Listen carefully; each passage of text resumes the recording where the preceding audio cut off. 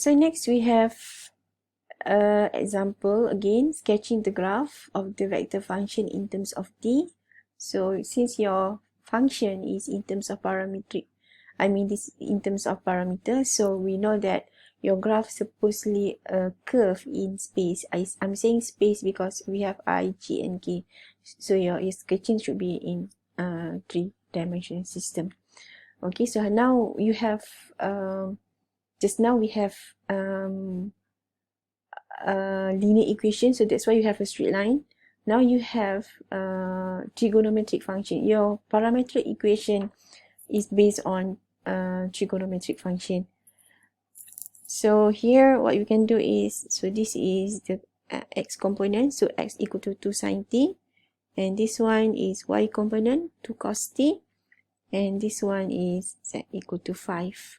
So as you can see here, when you write it down here, this is called parametric equation. So this one is called parametric equation. X and y are changing by changing of t, right? But then the z is fixed. Always, all the time, for any interval of t, the value of z is always fixed, which is 5. Which mean that if you imagine you sketch the graph, so whatever shape that you have, so the value, the plane that you have always lying on z equal to 5. So maybe your curve is this shape or this shape, or maybe circle, I don't know, you have to check, but always located or lies along z equal to 5. Okay, so now we want to find out how can we obtain the graph. I think in Math Method 1, your lecturers before this already teach you how to convert from parametric equation into Cartesian equation. You know what Cartesian equation? An equation in x, y, z. Okay, so as I mentioned on the previous lecture, you can develop or build the table, or you can use a substitution technique, and then sometimes the substitution is not possible, okay, especially if you have a trigonometric function. So you can use table, but again the table is need or will you need to spend longer time, okay, and then you have no idea the shape, so you just blindly sketch them and you have no idea the exact shape on that. So when you want to provide the graph, so there is a possibility your graph is not so accurate. Okay, so the more sophisticated way is using the okay, for this one, for this particular parametric equation, you can use what we call that identity, trigonometric identity. Okay, where when you deal with the trigonometric function, so all the time we need that identity. Okay, so now how can we implement or convert to Cartesian equation? So since z has nothing to do with the t, so you can just leave that for a while. So you just leave this for a while. So now you can use trigonometric identity. So you have sine, you have cos, so we know that, and at the same time the two here is the same. Okay, so meaning that what you can do is you have to be able to think which identity is the most appropriate one. So meaning that what you can see there, you can use sine square t plus cos square t is equal to 1. So by using this identity, so what you can do here, you have to square both sides. So when you square both sides, you have x square equal to 4 sine square t, y square you will get 4 cos square t, and then you can add them together. Okay, add them. So x squared plus y squared. So what you can have, x squared plus y squared is equal to 4 sine square t plus 4 cos square t.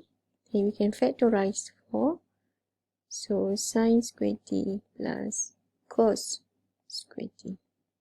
Then this one we know from the identity, the value is always 1.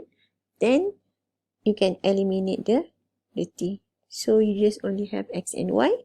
So it is converted into or transformed into Cartesian. So meaning that this graph only for x and y will give you a circle with radius 2.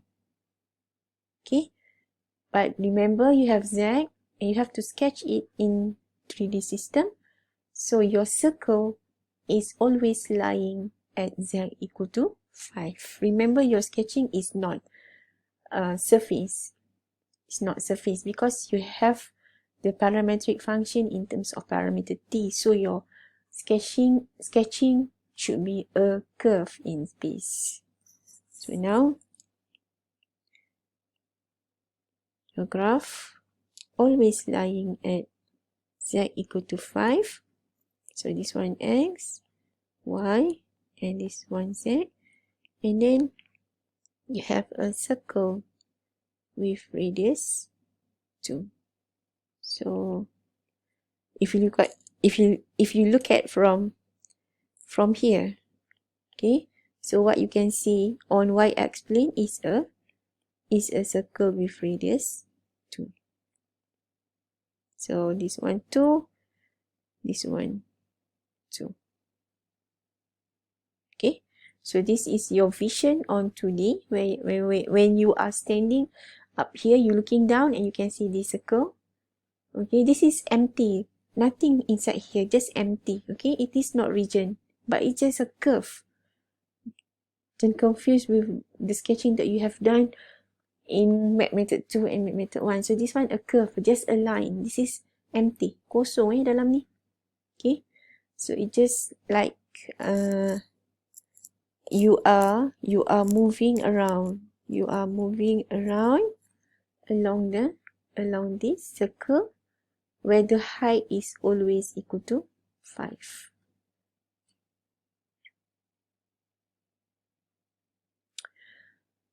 Okay, so but let's say now we're done.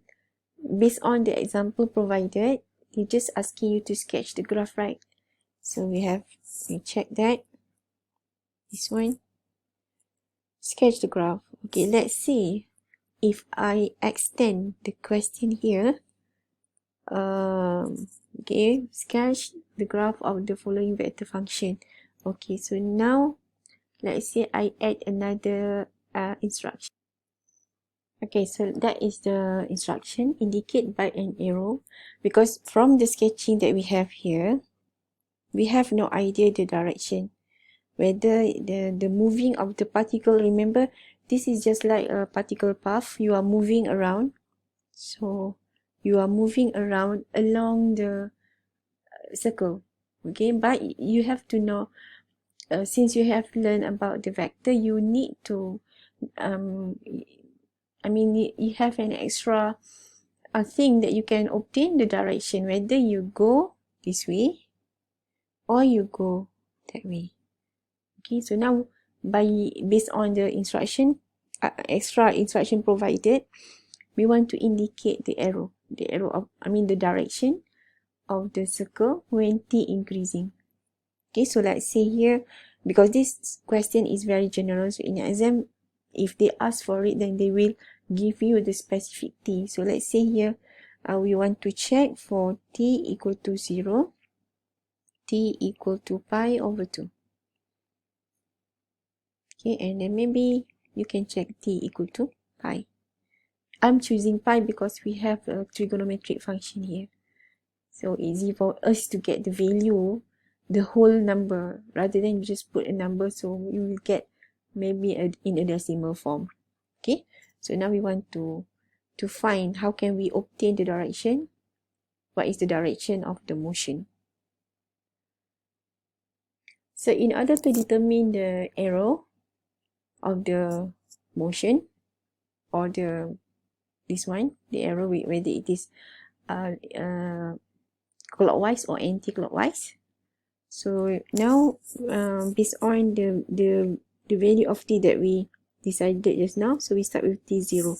So now when t0, we want to get the value of xy. Z always on 5, at the value of 5. So we just bordering on the value of xy.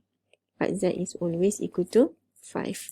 So now we substitute 2 sine 0 will give you 0, minus 2 cos 0 will give you minus 2. Okay, so I think because the z is fixed, so it is easy for us to look at whether it is clockwise or anti-clockwise. So we can sketch first on the 2D. Okay, so firstly, when we set the starting or the initial point is t0. Let's say imagine t is a time. So your initial point is located at the point of x0 y minus 2. Okay, so that is the point. So meaning that when you sketch, that is just a point, but then you have, this is when you are talking about vector, then you have to put an arrow, which means that vector, position vector. But at the beginning, we just assume that it's a point. So now we convert into a vector. So you have to draw the position vector. So the position vector is, so firstly, where is this point on the 3D? So it looks like y minus, y negative. So it looks like I have to put this. Okay, so y minus 2, x0, y minus 2. So down here, so which means that is one, right? That is the point. And then that is only the point, but you have to provide the position vector, then you have to provide the arrow. So that is your position vector. When the vector f is at t equal to 0, that is the way you can label. Okay, you can label. So we have minus 2, 0. So this is minus 2. So that is when t equal to 0. Now we investigate further. When t is equal to pi over 2. So find out the value x, y, and z. Z always 5. So 2 sine pi over 2 minus 2 cos pi over 2. So what is the value of x? Sine 90 will give you 1, right? So we got 2. And then cos 90, you will get 0. So you got 0. So 2, 0. Where is 2, 0? X is 2, y is 0. So you are here.